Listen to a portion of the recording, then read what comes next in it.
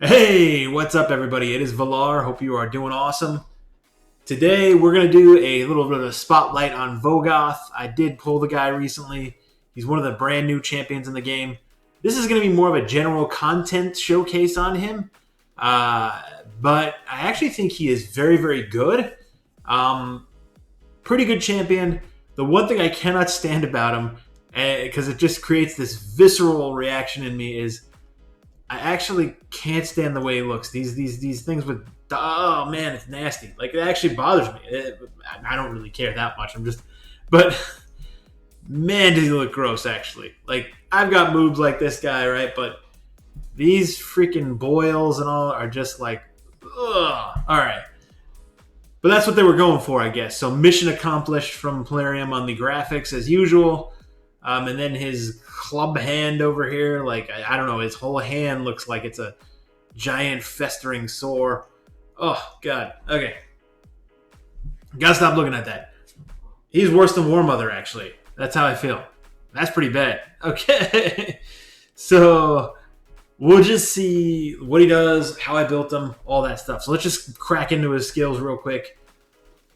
Kind of cool. And I am probably going to showcase him in a separate video with a clan boss team, because it take me some time to like tweak and build things. There's some kind of, I want to test a few things out. And right now in clan boss, I'm actually kind of lazy because I don't really need to build clan boss, because once you have the Batman Eater, you're like, okay, like I don't need to worry about other clan boss teams. That's a negative to a degree though, because it makes you not like go back and look at what other teams could work that aren't just the echelon of the, upper echelon of wonderfulness in clan boss. So I'm going to try him out because I think this 3-hitter would actually be pretty cool. It's a mini Vizier here. It is only one debuff it extends, but it had each hit has a 30% chance of increasing the duration of one debuff on the target by one turn. I do think you want to fully book this guy, Vogoth, as well. He takes 14 books, so he's not exactly like Mr. Cheap to book or anything. These epics are taking between 14 and 20 books. It is out of control. The AoE, this is very good on a 3-turn cooldown. AoE, and if you get like Fearsome Presence, you can put this up to an 80% chance. It goes to a 75% chance of placing a provoke debuff on all enemies for 1 turn, and also a 75% chance of placing decreased attack for 2 turns on targets who receive the provoke from this skill. Now, he's got to be able to provoke, so it won't work on bosses to get the decreased attack, but you can get the provoke and then obviously the decreased attack on the targets that are coming after you. You want this guy getting hit a lot, actually. Makes sense. He's your kind of tanky meat shield, but he does more than just tanky meat shield stuff. He's actually extending debuffs. He's placing the provokes, right? But then his passives are the amazing part, right? Whenever this champion's attack heals all allies by 50% of the damage received. It's not a huge major heal in waves. It's limited to 25% on bosses, but it's something that can really actually keep you going and keep you alive, actually. So I think that's kind of cool. Eerie Presence, the other part here is one attack will place a leech debuff on the attacker for 2 turns. So you could minimize your reliance on clan boss on lifesteal gear there. He's not going to work with the decreased attack in clan boss, I feel like, but he will actually get you the leech plus the extension of debuffs. That's kind of, and the leech is huge because he's going to just keep getting attacked anyway. Maybe you put him in the lead so he gets more of the attacks and get, something like that. I'm just kind of thinking outside the box there. But you can book this up to 100% chance. If the attacker's under a provoke debuff placed by this champion, also has a 100% chance of increasing the cooldown of a random skill on the attacker by 2 turns and occurs once per attack. And he has a very useful aura as well. It's an all accuracy aura by 40, but everywhere in the game. So you put him in the lead, you're going to get an extra 40 accuracy. Masteries, I built him as a defense and support champ. In my personal opinion, this is where we're going to get the most value out of him. Clan Boss is obviously different. You're going to want War Master. Giant Slayer on him because he got the 3-hitter. And then you probably would go down the support tree as well. But I put Eagle Eye on him. I want him to land the provoke as much as possible. And I thought, okay, Fearsome Presence is good. but it's only a 5% additional chance from a 75 to an 80% chance. That could be huge, right? However, I just thought the accuracy would be better to make sure I'm landing the provokes that I do, because just from a mathematical perspective, it's about 4 times out of 5 anyway, right? So it's not gonna be game changing. Was my opinion. I could be wrong, and I actually did choose to go down this route on the defense tree specifically just to get this. This is the way I built them, and the way that I think he works kind of best. Doesn't mean it's the right way. That's the thing about this I want people to realize is there are many ways to build a champion. Do not subscribe to the fact that you can only build things one way. Have some creativity. Build them the way that you want to build them. Boom. Okay? So deterrence has a 20% chance to counterattack an enemy when they apply stun, sleep, fear, true fear, freeze, debuffs. I just thought, okay, well, he's going to get, hit a lot. If he is getting any of those, he's got a chance to hit again, potentially extend some debuffs. You're not going to get that much value out of that, though, but that was kind of my thought. You probably may want to go more like the Selfless Defender route because he's an HP-based champion, and with an HP-based champion here, he'll get the damage instead, so probably would be actually a little bit better there, but just my thought on what I was going for. The rest of the stuff's kind of random as far as that goes. Definitely the accuracy I feel like is good for him.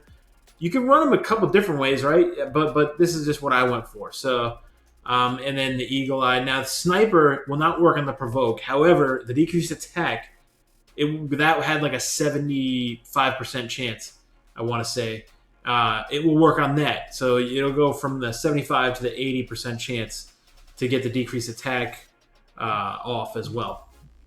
And then Master Hacks are potentially extending the decreased attack there too. So that was kind of the thought with that. Let's actually go and show them in Faction Wars real quick because the Undead Crypt is open. So we'll just go in Faction Wars 20, kind of see how he does.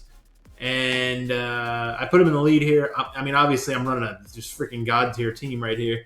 But I'm actually going to take Machelet out, I think, real quick.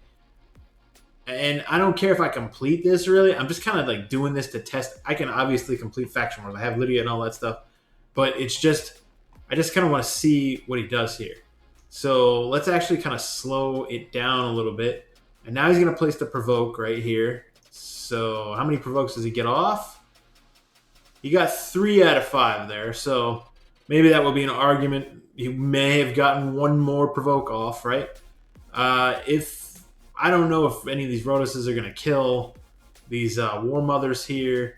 But we'll see. Wow, that was weird. He kind of dragged across the screen a little bit. Okay. So now here we go. Can somebody actually get a hit off? I actually want the other team to get a hit off now to show his heal. There we go. So boom. What was that? Like a 3,500 heal each. More there too. So twice in a row, because the Provoke got a 3,500 heal each. 7,000. And then right there. So he's going to do a really good job of actually keeping your team alive. So from a support standpoint, he's a healer and a tank like built in one. I kind of like that, the uniqueness of his kit in that regard. We're not even going to complete this just because I just wanted to show what it did, and it perfectly showed it right there, so I'm happy about that. Come on now, get us out of here. Get us out of here. There we go.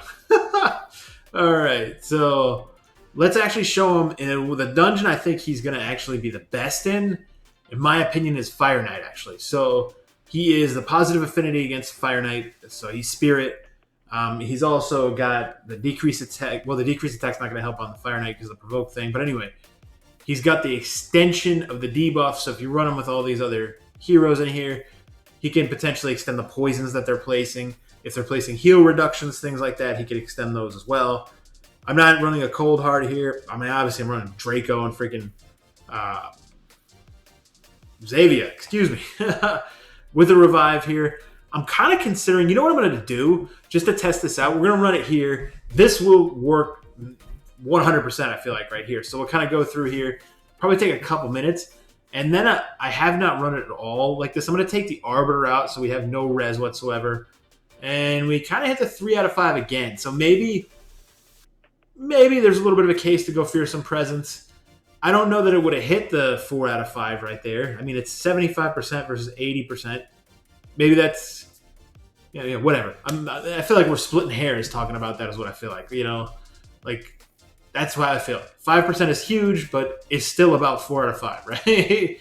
So there we go. Increased debuff duration. So you see that it did the increase of the debuff duration, and we're just kind of chopping through here.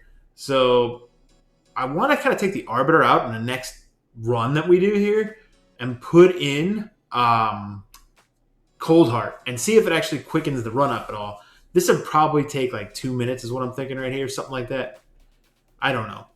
The other thing maybe with the AI they could do is how Draco just wasted his ability right there when the shield is up. That's one of the AI improvements we could have as well, but I wouldn't expect that anytime soon. Okay, so I think he did increase the debuff duration on that weaken that was up. There was only a debuff that was up at the time, but he did actually increase it. And then it is one random one, so he's not going to extend every single one of them. And his damage isn't bad either. For his utility, I think he's putting out a decent damage. He's obviously not really a damage dealer. And I don't know if I showed the total stats. I kind of think I forgot to show his total stats in his gear. So we're going to go back, show his total stats in his gear. But not bad. Increased debuff duration. So he is getting usually at least one debuff increased, it seems like, right?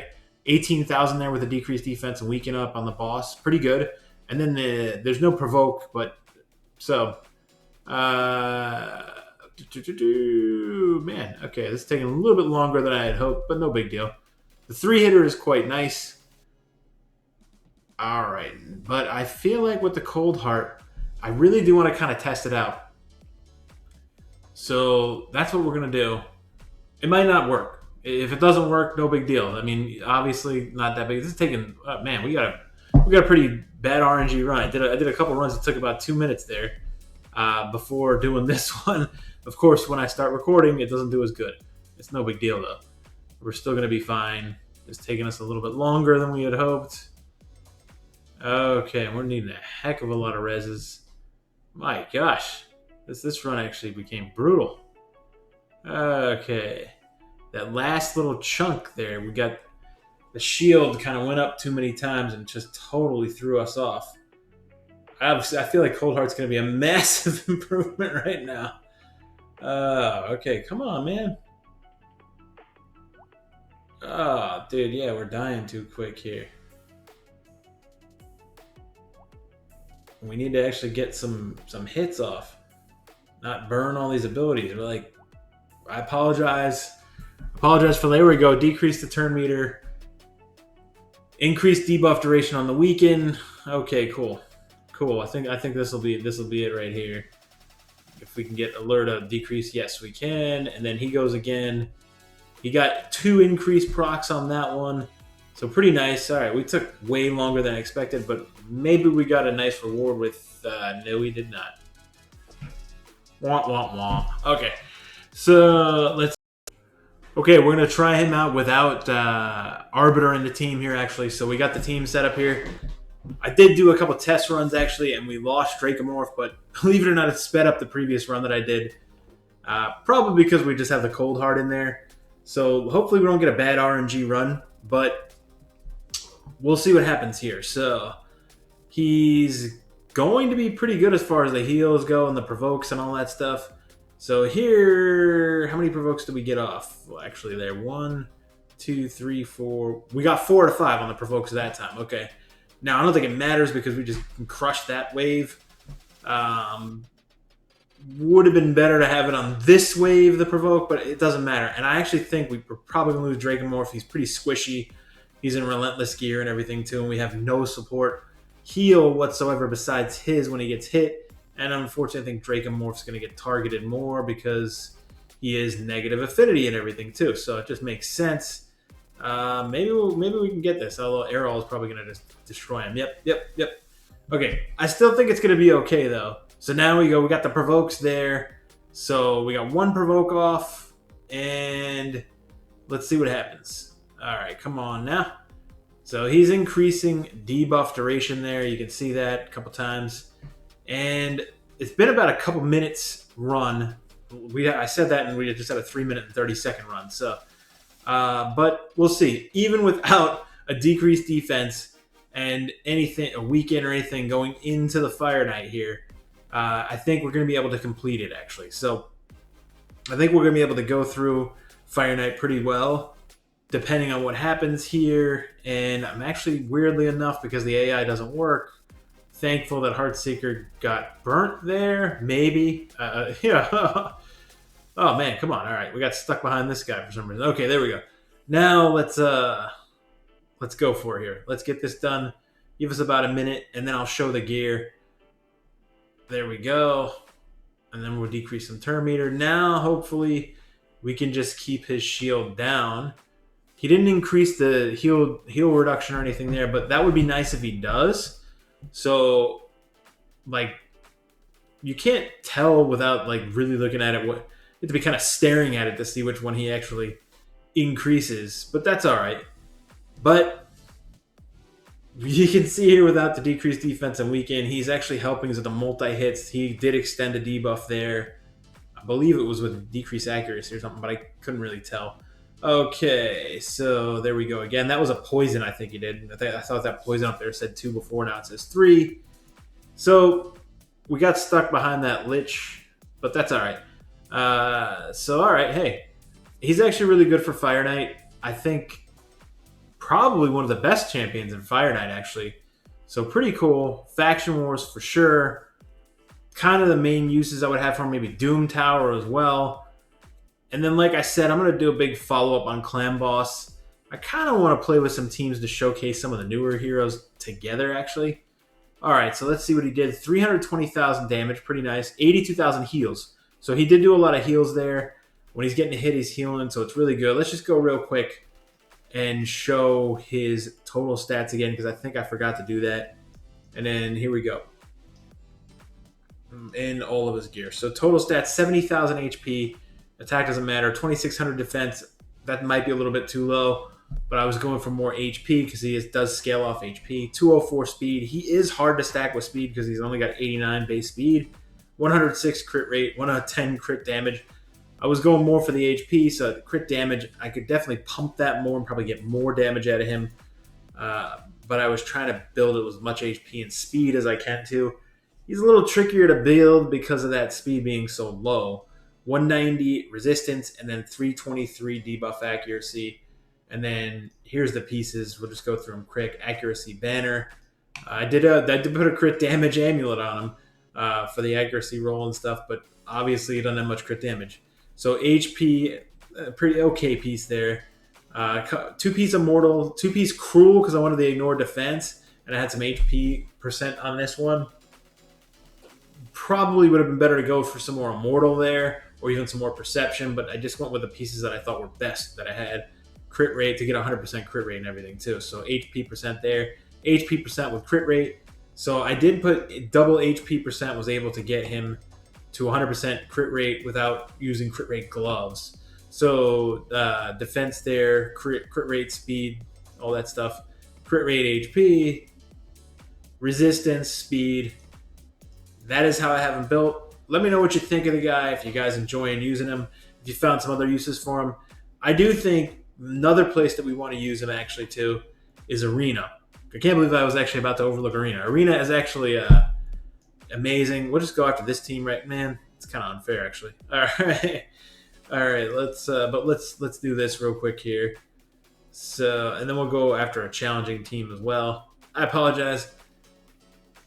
Sometimes I get very little sleep. I would like to actually do this. I have a 2-year-old daughter that is a challenge as far as sleeping goes. So nobody really cares. Yeah, but I'm just telling you, I record these things at night when I'm exhausted sometimes because I actually just have that much of a passion for it. So anyway, man, see, the thing is, he's just too slow is the issue. All right, but we'll go ahead and see if we get a provoke off, or we might kill everybody right here. No, we didn't kill, but now we are gonna. Let me actually just take out Frenda, just so we don't nuke anybody. That team might be a little bit more difficult. Let's do it this way. Let's even up the field 3 versus 4, and see see how we do. All right. Now we can get this off, and now hopefully he goes. Okay, and now that's perfect. Now we get the provokes. I want them to get a turn, actually. Okay, we provoked everybody. Perfect. And he gets hit there. So now the heal proc right there. All right, so let's actually just auto it from here. Okay, his unkillable is up. I don't think we have a way to strip it yet. We actually do. Okay.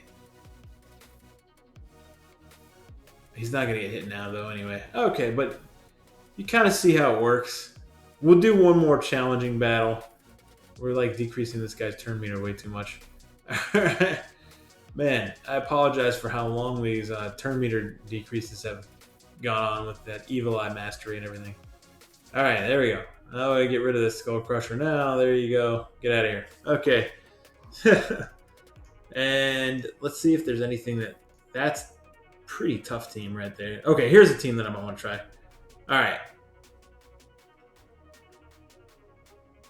We'll bring a debuff stripper in just so in case we need to get rid of some stuff. So, alright, there we go. Alright. Come on now. I actually don't even want to use the debuff strip thing right now. Mouse sensitivity. Okay. Alright, now here we go. And then we'll just run it on auto. Can we provoke everybody? We did provoke everybody. Okay. So that's pretty cool right there. And you see the heals. That wasn't a whole lot of damage that we got placed against us, but let's see. Rosin does more damage. Got a lot more heals right there. That was like... That looked like 4,500, about 5,000 in heals. 6,000 heal right there because we got... So that's his main utility. I think Arena... Really, if you ask me, the places he's going to shine big time are Arena and Fire Knight, and then potentially Clan Boss. Well, obviously Faction Wars too. So we'll see on Clan Boss, but he has kept the team just going and alive right here. So I'm kind of glad we got this in here. It's a little bit more difficult team than the other ones. Not like so astronomically difficult or anything, but it kind of showcased them in a better way that we could actually see what was happening a little bit better there too. So, all right, cool. I like it. And you see that every time he's getting a hit. So Sir Nick's AoE right there. And we have the strengthen up and stuff too. But every time he's getting a hit, he's placing that heal. So I am going to end the video right there. Thank you so much for checking it out. If you found it useful or entertaining in any way, please consider subscribing to the channel. We're almost to, what, like 2,800 subs? I want to get this thing to 3,000 subs this month. So help me get there. Go ahead, smash the like button, subscribe to the channel.